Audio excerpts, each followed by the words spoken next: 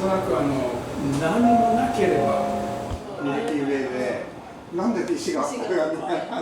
これはHere we have two very well-known places in Japan above a scene of Mount Fuji that is taken from a small bay toward the southwest of the Izu Peninsula.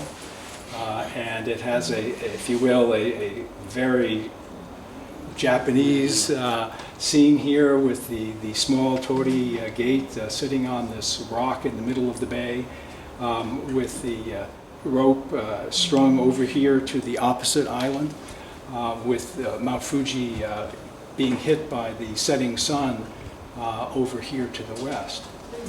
Then on the bottom you have a scene made in Death Valley, which is a well-loved national park location in the United States, and a scene that, with the possible exception of Totori, you're not likely to see something similar at all here in Japan, and yet hopefully in some sense by simplifying the scene, concentrating on a few key elements in both places, perhaps there is a sense of similarity, if you will, between these two very different scenes and locations. This black and white photograph, which I made based on an image I took one morning in the Kamikochi Valley. This is a very isolated valley in Japan. In fact, it's one place in Japan that you cannot visit by individual automobile. It is closed to individuals' automobiles, and you have to go in by bus. This is designed to preserve the natural environment as much as possible.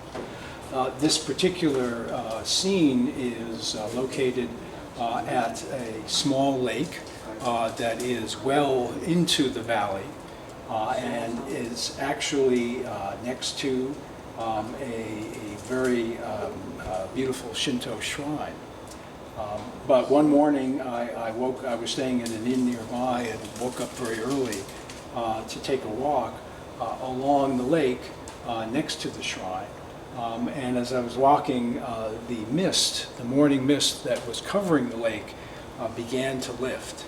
And as it lifted, I suddenly saw the very iconic shape, if you will, that was emerging from the mist in the foreground toward the bottom of the scene, while the background, other islets and the far shore of the lake were still shrouded in mist. And in this way I was able to isolate this particular shape, and to me this represented an almost religious icon, if you will. And I thought it was particularly appropriate, irrespective of what religion one might associate with it, given that it was located in a place that the Japanese people have been regarding as a holy place for many centuries. And so that's why I named this particular work Icon. Well, it might be hard to isolate just one theme from all of the work I've made over the past 20 years, but generally speaking, as you say, I'm doing landscape photography. I'm looking to capture a certain sense of what I saw, but also to convey why I wanted to take that picture to the viewer. And generally speaking, I think if you look at my work, you'll see that I'm trying to isolate fairly clearly a subject, a theme that's internal to the image, and trying to focus the eye on the most important element that's in the scene. I think for a lot of my work, you'll find the images fairly two-dimensional in some senses. I'm not necessarily always looking to create a sense of depth, which is what a lot of people do in landscape photography. but rather to make the graphical elements stand out as best I can. Of course, there are some scenes where inevitably you're seeing both near objects and also far objects as well. But a lot of my work is more along the graphical line.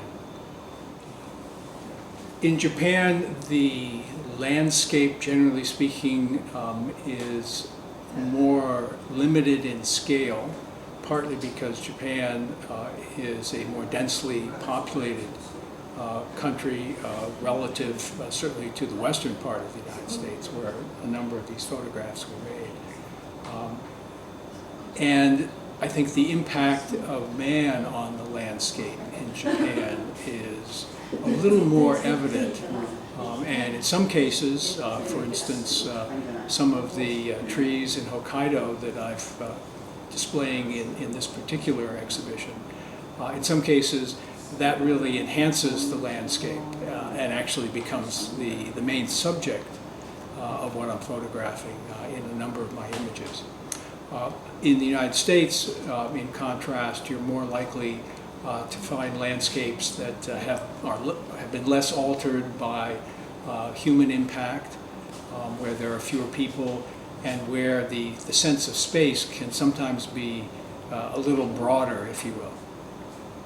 I arrived in Japan first in 1974 when I was assigned here by the U.S. State Department. I was a U.S. diplomat. And so I spent about 6.5 years in various places in Japan, including up in Hokkaido, in Sapporo, and also here in Tokyo. Well, I certainly didn't imagine it when I first arrived here. Of course, I was lucky in that my first assignment for the State Department was in Sapporo. And in Hokkaido, you actually, in many ways, you'll find landscapes that have a little more similarity, perhaps, to those in the United States. The landscape is bigger, the farms up there are bigger, the mountains are pretty impressive, and there are some wonderful national parks up there. So I got to enjoy a lot of that from my very first days working here in Japan for the U.S. government. But I certainly, again, didn't imagine that I would be doing the kind of photography work I'm doing today. And so to me, this suggestion to focus on the U.S. and Japan gave me a great opportunity to choose some images that really fit that theme. And again, I'm hoping that those who are able to visit and see this exhibition will find that intriguing. And hopefully if they do, they'll go to my website, which is titled kurochromes.com. And see some of the other work that I've done, both in the U.S. and Japan, but also in other parts of the world.